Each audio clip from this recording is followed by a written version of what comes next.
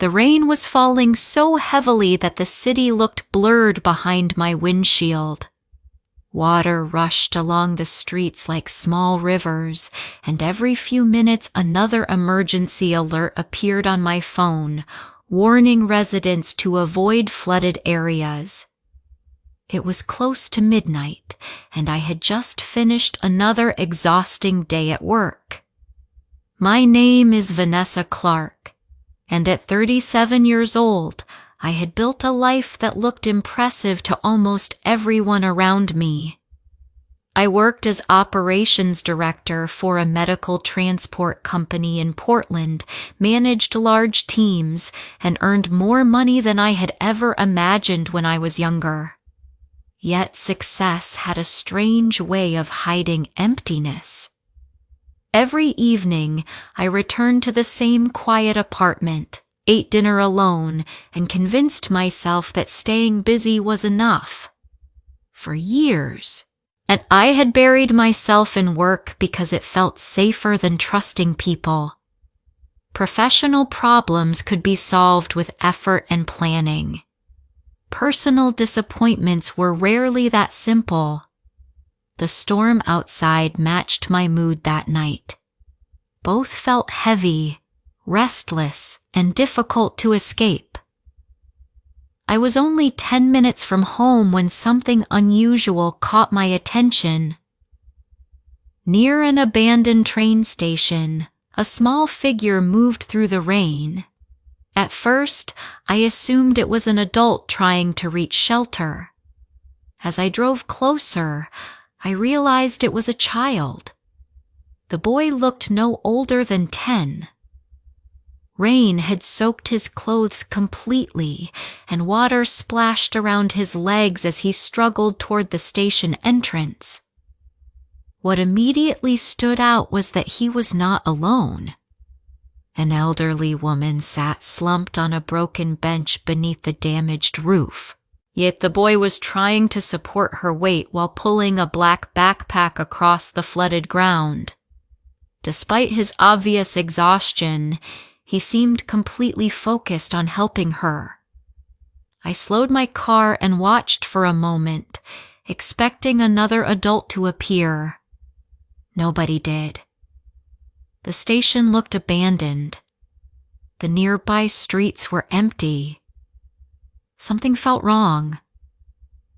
I pulled over and stepped into the storm.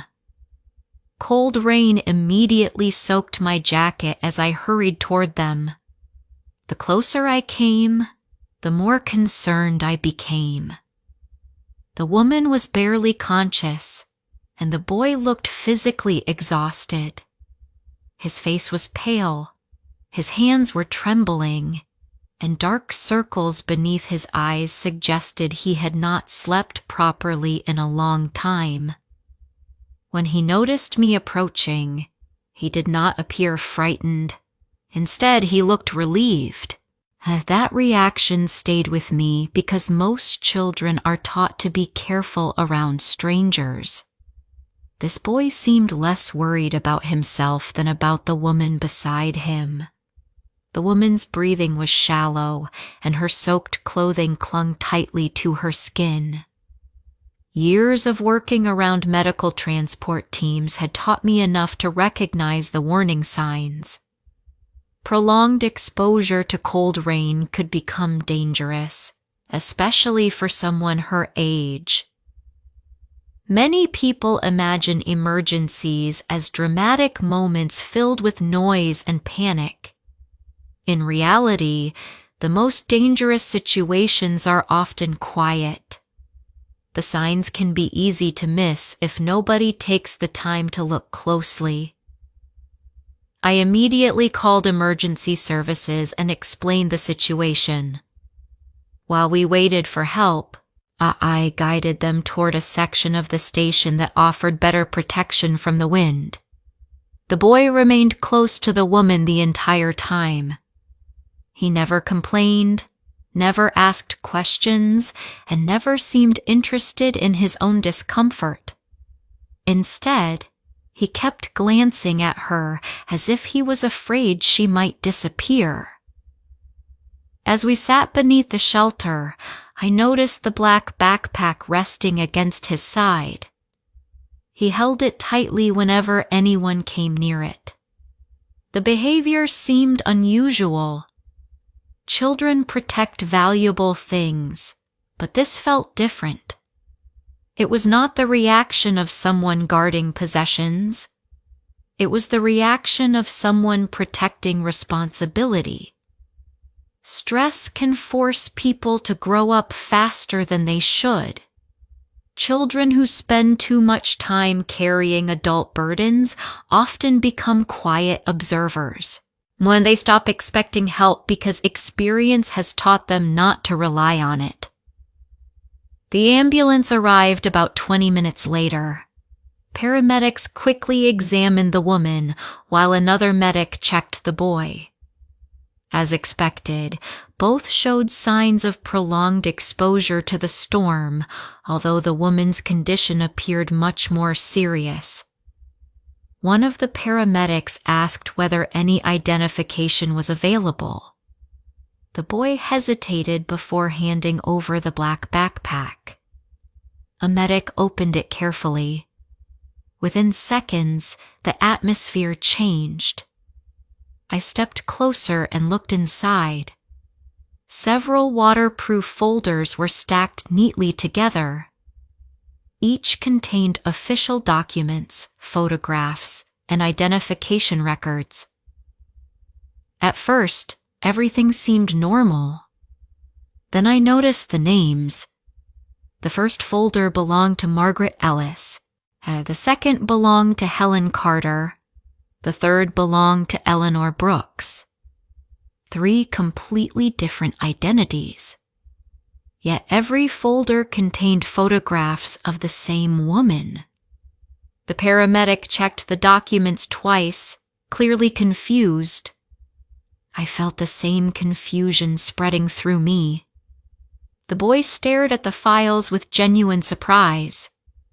His reaction convinced me he had never seen the contents before. Whoever packed the backpack had hidden its purpose from him. As preparations were made to transport the woman to the hospital, her eyes opened briefly. For a few seconds, she seemed disoriented. Her gaze moved across the station before settling on me. There was fear in her expression. Not the fear of the storm. Not the fear of illness. And it looked more like the fear of someone who had spent years looking over her shoulder. Then she whispered a single name. Rebecca. The word was so faint that I almost missed it. Moments later, her eyes closed again. One of the paramedics reviewed the documents a second time. None of the identities inside the backpack matched the name Rebecca. By the time we reached the hospital, the mystery had already begun taking shape in my mind. The exhausted boy, the unconscious woman, the multiple identities, and the strange name all seemed connected by a story nobody had explained. About an hour later, while doctors worked to stabilize the woman, a hospital administrator approached our waiting area carrying one of the folders.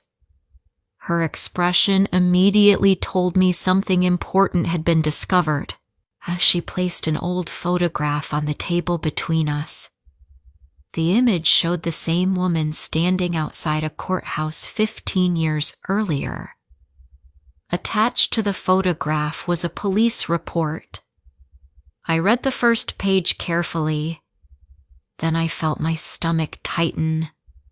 According to official records, the woman had disappeared shortly after agreeing to testify in a major financial crime investigation. Authorities spent years searching for her, but she was never found. The case remained open. The administrator looked directly at me before speaking. Her voice was calm, but the seriousness behind her words was impossible to ignore. The woman you rescued tonight may be the last surviving witness in a case that has remained unsolved for 15 years. At that moment, I realized the storm had not brought me home. It had carried me directly into a mystery someone had spent years trying to bury. Before I share the rest of story, I need to know, where are you listening from? I would love to hear from you. The administrator's words stayed with me long after she walked away. I sat in the hospital waiting area staring at the photograph spread across the table. 15 years earlier, the woman had stood outside a courthouse preparing to testify in a major financial crime case. Now she was lying unconscious only a few floors above us, carrying multiple identities and a past that someone had worked very hard to erase. Across from me, the boy sat quietly beside the black backpack. He looked exhausted, but he never allowed the bag to leave his sight. Every few minutes, he glanced toward the elevators and hospital corridors, as though he expected someone to appear without warning. The longer I watched him, the more I realized that he was not simply connected to the mystery, he was part of it. Shortly after midnight, Detective Harper arrived and began reviewing the documents recovered from the backpack. The records appeared legitimate, but none of them formed a complete history. Addresses changed abruptly. Employment records ended without explanation. Medical files contained unusual gaps. It looked less like 3 separate lives and more like one woman repeatedly disappearing and starting over. The detective eventually spoke with the boy. He explained that he had lived with the woman for almost 3 years and believed she was his grandmother. She had cared for him, taught him practical skills, and looked after him whenever he was sick. Yet, when questions turned toward other family members, his confidence disappeared. He could not remember meeting relatives. He struggled to explain where they had lived before arriving in Portland. Several memories seemed fragmented, as though important pieces were missing. Watching him reminded me that people often assume memories work like permanent recordings. In reality, fear and uncertainty can blur details over time. This is why evidence matters so much. Facts remain stable even when memories become difficult to trust. Around 2 a.m, Detective Harper returned with a breakthrough. Police archives confirmed that the missing witness from the old investigation had a name: Rebecca Lawson. The moment I heard it, and I remembered the word the woman had whispered before losing consciousness at the train station. For the first time, the scattered pieces of the mystery began connecting together. The detective believed there was a strong possibility that the woman upstairs was Rebecca Lawson herself. If she was, then someone had spent 15 years protecting her identity or helping her remain hidden. Neither possibility felt reassuring. As investigators continued reviewing evidence, a nurse arrived carrying a small envelope discovered inside a hidden compartment of the backpack. Inside was a brass key attached to a faded tag marked with the number 214. There was no address, no note, and nothing explaining its purpose. Detective Harper carefully placed the key into an evidence bag. Just as she finished documenting it, and a call came from the intensive care unit. Rebecca had regained consciousness. We immediately went upstairs. When we entered her room, her eyes moved slowly across the space before settling on the boy. Relief appeared on her face almost immediately. For a few moments, she seemed calmer than she had all night. Then she noticed Detective Harper. The relief vanished. Fear replaced it so quickly that even the medical staff exchanged concerned looks. The detective spoke gently and explained that they wanted to help her. Rebecca listened carefully. Then she whispered 4 words that instantly changed the atmosphere inside the room. They finally found me. A chill moved through my body. She was not speaking like someone haunted by old memories. She sounded like someone afraid of a threat that still existed. Before anyone could ask another question, her heart rate increased sharply. Doctors intervened and asked us to leave while they stabilized her condition. As we stepped into the hallway, I noticed a man standing near the far end of the corridor. At first, nothing seemed unusual about him. Hospitals were full of visitors. Yet something about his behavior caught my attention. He was not looking at signs, speaking with staff, or waiting outside a room. Instead, he appeared to be watching Rebecca's door. The moment he realized I had noticed him, he turned and walked away. I frowned and watched him disappear around the corner. An uneasy feeling settled in my stomach. 10 minutes later, that feeling proved justified. A nurse rushed into the waiting area looking alarmed. The black backpack was gone. For a moment, nobody spoke. The backpack contained every important document connected to Rebecca's hidden identities. Without it, the investigation would lose valuable evidence. Detective Harper immediately ordered security to review camera footage. As officers hurried through the hospital, I found myself thinking about the stranger in the corridor. Something about him refused to leave my mind. Then I remembered a detail that suddenly felt important. While leaving, the man had briefly stopped beside a hospital directory near the elevators. At the time, it seemed insignificant. Now I realized he might have been studying the building layout rather than searching for a room. I quickly shared the observation with Detective Harper. As security reviewed nearby footage and confirmed that the same man had moved through several sections of the hospital without visiting any patient rooms. He had been looking for something, or someone. The search expanded immediately. Then Noah, who had remained silent for most of the night, suddenly looked up from his chair. His face had gone completely pale. He stared at a freeze-frame image taken from one of the security cameras. For several seconds, he could not speak. When he finally did, his voice barely rose above a whisper. "I've seen him before." Every person in the room turned toward him.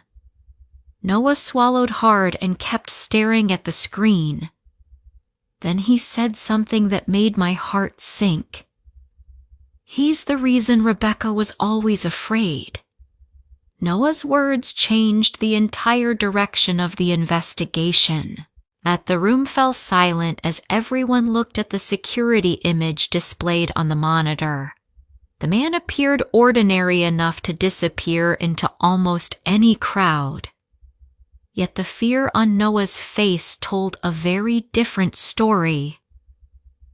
Detective Harper knelt beside him and spoke calmly, encouraging him to explain what he remembered. Noah stared at the screen for several seconds before answering. He explained that he had seen the man on multiple occasions over the past few years. The encounters were always brief. Sometimes the man appeared across the street while Rebecca and Noah were shopping. Other times he seemed to be watching from a parked car or standing near places they visited regularly. At the time, Noah assumed he was imagining things because Rebecca never discussed it directly. However, he often noticed how her behavior changed afterward. She became quieter, checked windows more frequently, and insisted on leaving certain places without explanation. As Noah described those moments, I finally understood the exhaustion I had seen in Rebecca's eyes. She had not spent 15 years simply hiding. She had spent 15 years waiting for someone to find her. Fear can affect people in ways that are not immediately visible. While some dangers leave physical scars, others create invisible burdens that follow people for years. Living in constant uncertainty forces a person to remain alert even during ordinary moments, making trust feel risky and peace feel temporary. Detective Harper immediately expanded the investigation. Security footage from the hospital, nearby streets, and surrounding businesses was collected. Within hours, officers identified the man and connected him to the financial crime case Rebecca had been preparing to expose 15 years earlier. However, the discovery revealed something nobody expected. The man was not one of the executives investigators had spent years searching for. He was the company's former legal advisor. According to newly recovered records, he had quietly helped organize witness intimidation efforts during the original investigation. While executives handled financial operations, he managed legal strategies designed to protect those responsible. When Rebecca agreed to testify, he became one of the people most determined to prevent her from speaking. The evidence recovered from the storage unit proved devastating. Financial documents, a private correspondence, and handwritten notes connected him directly to years of obstruction, threats, and evidence manipulation. More importantly, the records showed he had continued monitoring Rebecca long after the original case disappeared from public attention. The mystery that had begun during a storm was finally revealing its true shape. Rebecca had never vanished because she wanted to escape responsibility. She had vanished because she was protecting her life. As investigators continued reviewing the documents, another truth emerged regarding the man seen in the parking garage before the storm. For years, authorities had considered him a suspect. The recovered evidence told a completely different story. After discovering the extent of the corruption inside the company, Icky secretly began cooperating with investigators.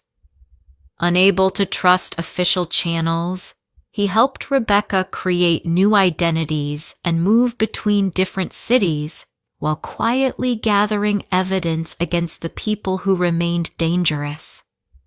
His actions were far from perfect, but without his help, Rebecca likely would not have survived long enough to expose the truth. Several arrests followed over the next week. The former legal advisor was taken into custody along with multiple individuals connected to the long-running fraud operation. Investigators described the evidence as overwhelming. A case that had remained unresolved for 15 years was finally moving toward justice. During that time, Rebecca's health improved steadily. One afternoon, I visited her room while Noah was attending a meeting with social workers. For the first time since we met, Rebecca seemed relaxed. She looked at me for a long moment before thanking me. Then she shared something that stayed with me long after the conversation ended. She explained that when she first saw me at the train station, she did not trust me because years of fear had taught her to trust almost nobody. However, she changed her mind when she noticed something familiar in my expression. She said I looked lonely. The observation caught me completely off guard because it was true. Rebecca had spent 15 years hiding from dangerous people. I had spent years hiding from disappointment, loss, and emotional pain. Our circumstances were different, but both of us had allowed fear to shape our lives. That conversation affected me more than I expected. And success had given me comfort and stability, but it had never given me the sense of connection I secretly wanted. Helping Rebecca and Noah reminded me that purpose often appears when we stop focusing only on ourselves and start paying attention to others. 2 weeks later, Rebecca was discharged from the hospital. The sky was clear for the first time since the night we met. As we stood outside the hospital entrance, Noah handed me a folded note. I smiled and thanked him, assuming it was a simple goodbye message. After they left, I opened it. Inside, written in careful handwriting, was a single sentence. "You were the first person who stopped." I sat alone in my apartment that evening holding the note in my hands. For years, I believed success came from moving faster, working harder, and staying busy enough to avoid difficult emotions. Yet the most important moment of my life happened because I stopped my car during a storm and paid attention to someone else's struggle. Rebecca Lawson had finally been found. The truth had finally been heard. Noah finally had the stability he deserved. And for the first time in many years, I no longer felt alone. If you liked this story, please like, comment, and share. More simple and emotional stories are coming soon.